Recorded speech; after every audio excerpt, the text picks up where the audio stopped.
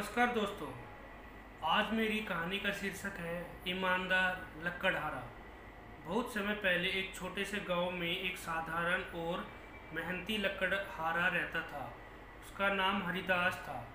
वह बहुत गरीब था, लेकिन उसके पास ईमानदारी और मेहनत की सबसे बड़ी दौलत थी।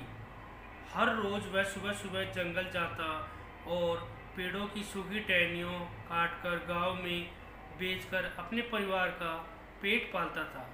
वह कभी भी किसी का नुकसान नहीं करता और हमेशा सच्चाई पर ही चलता था।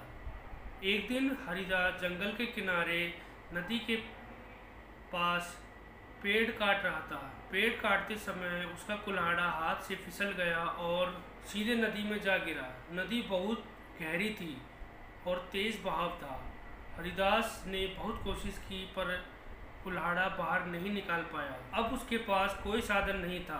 वह वहीं बैठकर दुखी हो गया, क्योंकि कुल्हाड़ी ही उसका रोजगार का साधन था। हरिदास की सच्ची पुकार सुनकर नदी में रहने वाला देवता प्रकट हुआ। उसने पूछा, हे लकड़हारे, तुम इतने दुखी क्यों हो? हरिदास ने हाथ जोड़कर कहा, देवता, मेरा एकमात्र कुल्हाड़ी नदी में गिर गया है। वह मेरा जीवन यापन का साधन था। देवता मुस्कुराए और नदी में जाकर एक सुनहरा कुल्हाड़ा लेकर बाहर आए। उन्होंने पूछा, क्या यह तुम्हारा कुल्हाड़ा है?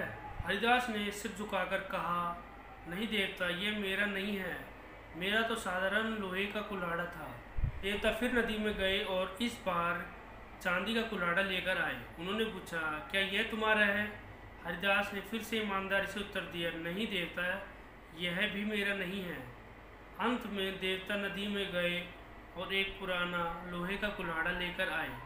हरिदास की आंखें चमक उठी और वह बोला, हाँ देवता, यही मेरा कुल्हाड़ा है।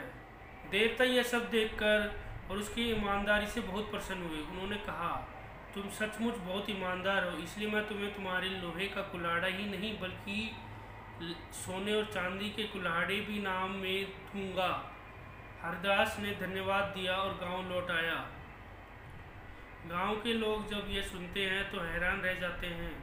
हरिदास कहता है, सच्चाई और ईमानदारी कभी व्यर्थ नहीं जाती। ईमानदार इंसान को अंत में हमेशा फल मिलता है।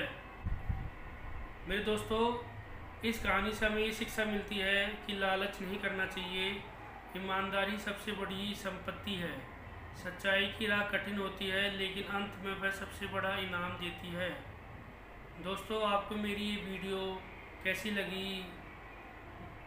मेरे कमेंट बॉक्स में अपने विचार